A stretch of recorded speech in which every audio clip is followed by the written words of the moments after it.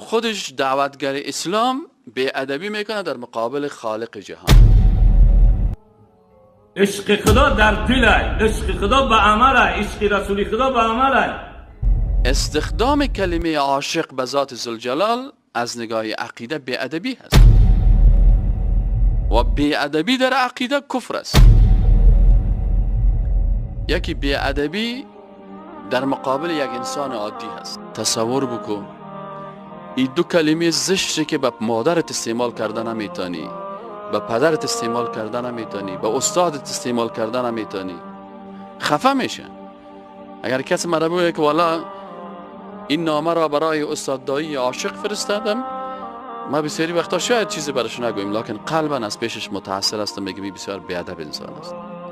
این چه کلمه است که برام استعمال کردی؟ وقتی که ما یک کلمه زشت که معنای درست نداره به مخلوق استعمال کردن نمیتونیم و تو دعوتگر مسلمان که مسیج ها را روان میکنی، باز اینجا کلمه عاشق و معشوق به ذات ذوالجلال استعمال میکنی. چرا استعمال میکنه؟